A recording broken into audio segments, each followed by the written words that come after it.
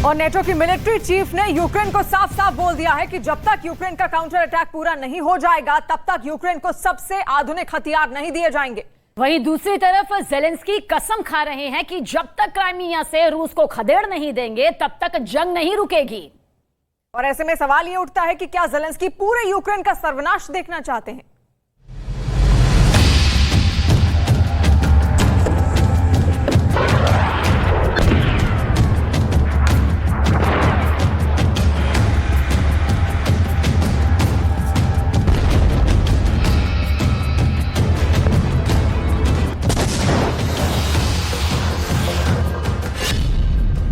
सौ दिन का युद्ध, मरेंगे या मारेंगे। लगभग 500 दिन की भीषण जंग के बावजूद यूक्रेन रूस को हरा नहीं पाया है।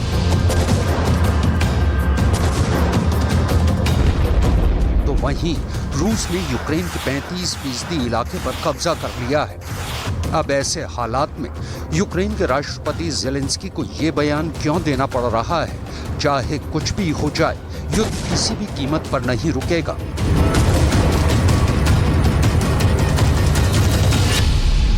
जेलेंस्की का जुनून, युद्ध नहीं रुकेगा। यूक्रेन को पिछले 24 घंटे में यह क्यों कहना पड़ रहा है कि जब तक रूस से क्राइमिया नहीं छीन लेंगे तब तक युद्ध नहीं रुकेगा? क्या पुतिन के खौफनाक हमलों के बीच जेलेंस्की को नेटो से कुछ ऐसे हथियार मिल गए हैं जिनके दम पर जेलेंस्की क्राइमिया में रूस पर बड़ा हमला करने जा रहे हैं? ऐसे में सवाल उठता है कि क्या अब क्राइमिया में ही रूस और यूक्रेन की हार जीत का फैसला होगा? क्राइमिया में यूक्रेन का काल। हैरानी की बात तो यह है कि यूक्रेन नेटो और पश्चिमी देशों के हथियारों के दम पर रूस पर बड़े हमले की तैयारी कर रहा है, लेकिन इधर नेटो के military chief lieutenant admiral Rob Bauer ने ऐलान कर दिया है कि यूक्रेन को तब तक सबसे घातक हथियार नहीं मिलेंगे जब तक कि यूक्रेन का काउंटर अटैक खत्म नहीं हो जाता है। आखिर नेटो भयंकर युद्ध के दौरान यूक्रेन पर ऐसी खतरनाक शर्त क्यों थोप रहा है? जेलेंस्की का यूक्रेन अब बुरी तरह से जंग में फंस चुका है। एक तरफ रूस यूक्रेन के पूर्वी, दक्षिणी और उत्तरी यूक्रेन पर हर दिन 200 से ज्यादा मिसाइल हमले कर रहा है,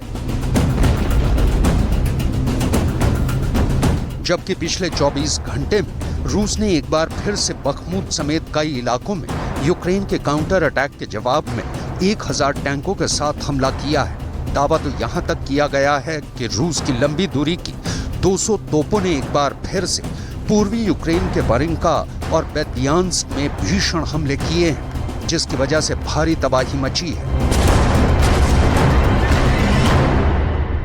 इधर राष्ट्रपति जेलेंस्की ने लगभग 17 महीने की भीषण जंग के बाद ऐलान कर दिया है कि किसी भी कीमत पर युद्ध नहीं रोकेंगे। आखिर जेलेंस्की ऐसा क्यों कह रहे हैं? जेलेंस्की के इस जंगी जुनून के पीछे वजह है रूस के कब्जे में यूक्रेन का क्राइमिया इलाका। इसे आप अच्छी तरह से समझ सकते हैं। यूक्रेन के राष्ट्रपति किसी भी कीमत पर क्राइमिया पर कब्जा चाहते हैं। जेलेंस्की को अच्छी तरह से पता है कि अगर यूक्रेन की सेना क्राइमिया से रूस को खदेड़ देगी तो उसकी रणनीतिक तौर पर बहुत बड़ी जीत हो जाएगी। क्राइमिया पुल से रूस का गोला बारूद और हथियारों की भारी सप्लाई रुक जाएगी, जिसकी वजह से रूस की सेना पूर्वी यूक्रेन में कमजोर पड़ जाएगी। जेलेंस्की चाहते हैं कि जब 27,000 वर्ग किलोमीटर में फैला क्राइमिया यूक्रेन के कब्जे में आएगा तभी रूस बातचीत के लिए टेबल पर आएगा। इसलिए जेलेंस्की हर हाल में युद्ध जारी रखना चाहते हैं।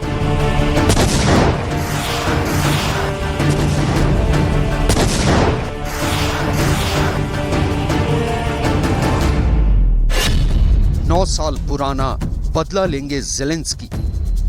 साल 2014 में रूस ने यूक्रेन के क्राइमिया पर कब्जा कर लिया था। तब से अब तक 9 साल हो चुके हैं। रूस ने क्राइमिया को ऐसा वॉर गेट बना दिया है जहां से रूस की सेना तूफान की तरह आती है और पूर्वी यूक्रेन को तबाह करती जा रही है। अब रूस ने Bakhmut, Crimea, Donbas, Donetsk, Kherson, Kharkiv, Zaporizhzhia और सुमे पर भी नए सिरे से हमले शुरू कर दिए हैं। ज़ेलेंस्की भी पूर्वी यूक्रेन में रूस के रोज होने वाले भीषण हमलों से बौखला गए हैं।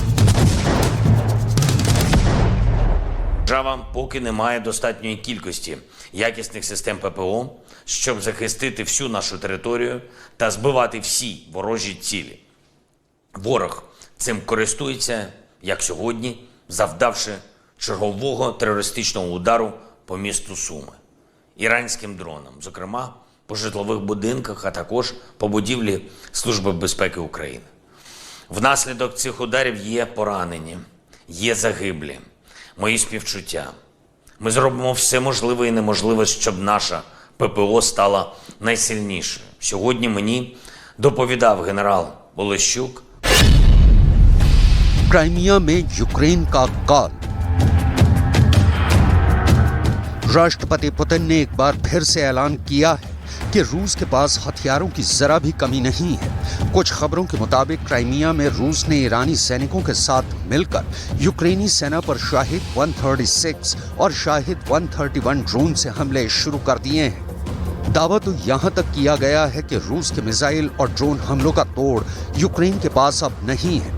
हालांकि यूक्रेनी सेना ने एक ऐसा चौंकाने वाला दावा किया है जिसे सुनकर हैरानी हो रही है। 20 मिनट में 200 मिसाइलें तबाह। यूक्रेनी सेना ने दावा किया है कि पिछले 24 घंटे के अंदर उसने रूस के ईरानी ड्रोन और घातक मिसाइलों को तबाह कर डाला है। यूक्रेन का दावा है कि उसके एयर डिफेंस सिस्टम और वायुसेना ने शानदार काम किया है। यूक्रेन का दावा है कि उसने 20 मिनट के अंदर 41 रूसी मिसाइलों को हवा में तबाह कर डाला है। दावा किया गया है कि कीव में कम से कम 12 शाहिद ड्रोन यूक्रेन ने तबाह कर डाले हैं। हैरानी की बात यह है कि रूस का दावा है कि कीव में उसने यूक्रेन के एयर डिफेंस सिस्टम को पूरी तरह से तबाह कर डाला है। ऐसे में सवाल उठ रहे हैं, तो फिर यूक्रेन ने रूस के मिसाइल और ड्रोन कीव में कैसे तबाह कर डाले?